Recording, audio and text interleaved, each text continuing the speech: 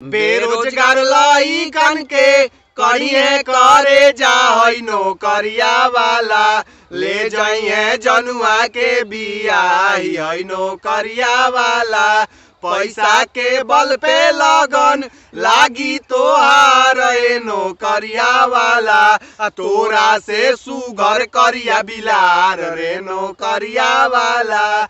लईब बारात जदी गौआ हमार सरकारी नौकरी वाला, ढेला से फोरब तोर का पार रे नौकरिया वाला।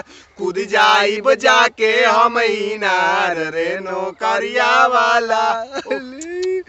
बाबू, ये जो मोहब्बत होती है बेरोजगारों की, अक्सर इसको ये नौकरी वाले उठा ले जाते हैं। हम तो सरकारी नौकरी के बड़ी हल्का में लेते रही, तो हमारे वाली के ले गईल।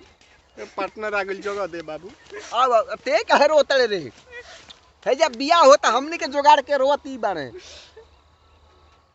अरे कुछ बोलोगी? अरे का कोई मर दे जनुआ हमारे एक बाई के धोखा दे दिलोस। वाह को दादा काहे? कहती कि जानू अब हम तुमसे बात नहीं कर पाएंगे, पापा शादी सेट कर दिए हैं। कहाँ सेट को धले?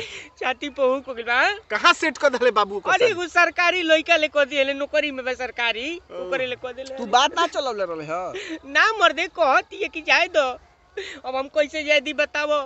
ओकर हगलो बतिया पदलो बतिया हमर ले अपन कह तो लिया।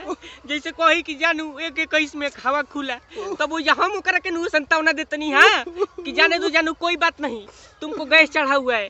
अब ओकर मर्दा का करी ससुरा पागल जवाई फका दी, घरेलू उपचार कर दी। ऊ का जनता के हमरे जानू के बौसीर बा। अरे दादा हतना बड़ा विपत कहे दे देला है भगवान।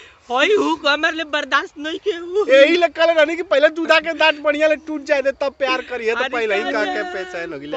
हमनी के तो तनी जवान हो के नहीं तब ऐसा हुक मिलल बते तो चाहिए में ले लले रे। जाए जाड़ा में जान हमरा के छोड़ी के चली गईली। जाड़ा हमर कैसे बीती। आ कोहत का बिया बगन का खेत कइले बन जानते बिया, तो जाड़ा में आइल गइल बिया तो जानतिया। कहती कि जानू 50 किलो दे देना, मिक्सर सब्जी बनेगा। पापा जी बोले हैं बड़े बेशरम बिया रे। अब दिया मत हमर ले बियाहो करी है, बियाहो ना करी है, बैगनो ली है। उनका अपन बुखार ना दी ना दिया मत, कुछ नहीं खेते बे ना। हम कह देनी भैया तावे में कह देनी कि जा तू आज के बाद हमारे कति शहीद हो गइल बाड़ू, मर गइल बाड़ू। तो कहती कि जानू ऐसे मत बोलो, तुम्हारी बातों से ये सब